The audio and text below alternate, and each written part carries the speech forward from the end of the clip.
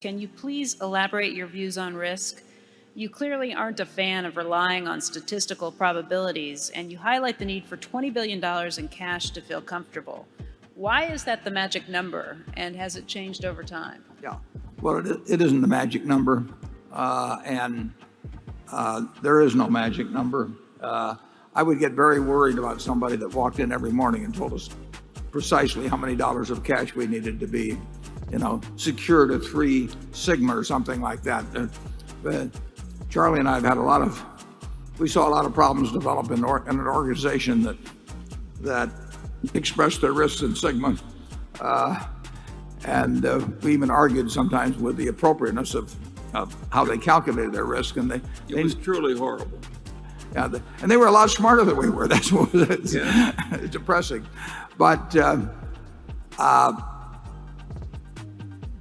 we both have the same bent of mind, whereby we think about worst cases all the time, and then we add on a big margin of safety, and we don't want to go back to go. I mean, I enjoy tossing those papers in the other room, but I don't want to do it for a living again. So we undoubtedly build in layers of safety that others might regard as foolish.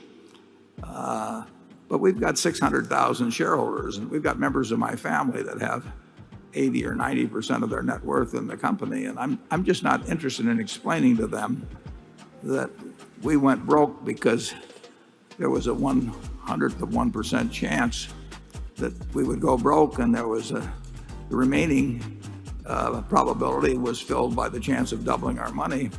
And I decided that was just a good gamble to take. We're not going to do that.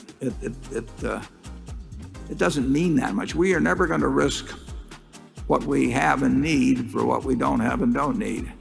We'll still find things to do where we can make money, but we don't have to stretch to do it. And it's my job, and Charlie thinks the same way. I mean, we don't have to talk about it much, but it's our job to figure out what can really go wrong with this place. And we've seen September 11th, and we've seen September of 2008, and we'll see other things of a different nature but similar impact in the future.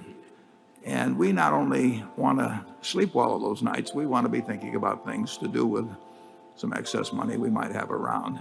So it is, if you're calibrating it in some mathematical way, I would say it's really dangerous. I could give you a couple of examples on that, but unfortunately I've learned about them on a confidential basis. But some really great organizations have had dozens of people with advanced mathematical training and thinking about it daily, making computations, and they don't really get at the problem.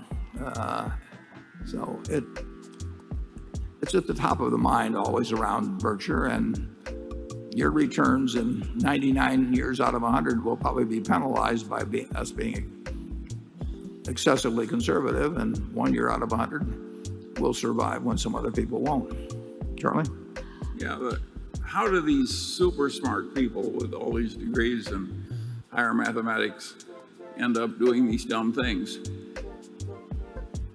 I think it's explainable by the old proverb that to a man with a hammer, every problem looks pretty much like a nail.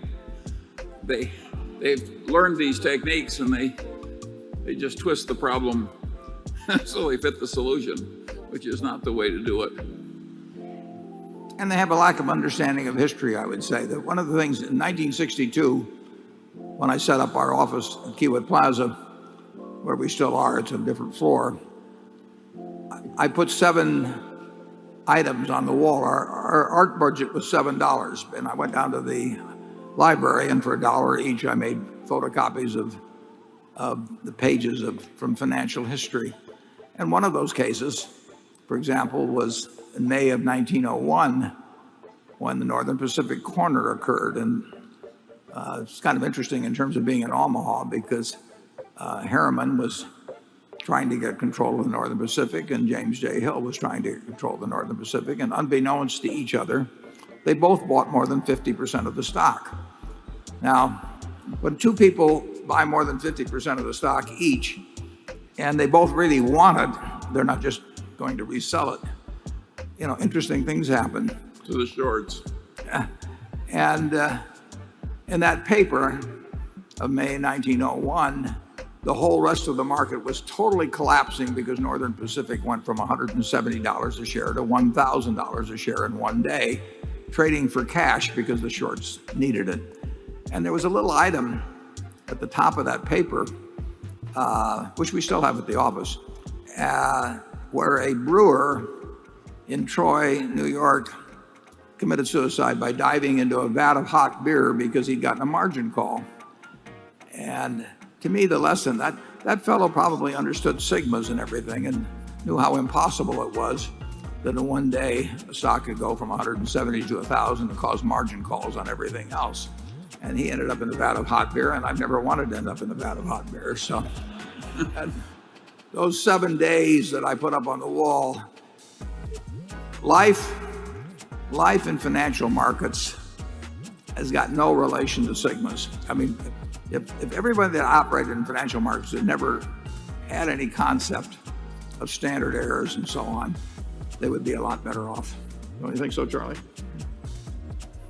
Well, sure. Here, have some fudge. It's created a lot of false confidence. And now it has gone away. Again, as I said earlier, the business schools have improved. So has risk control on Wall Street. They now have taken the Gaussian curve and they've just changed its shape. Away. They threw it away. Well, they just made a different shape than Gauss did.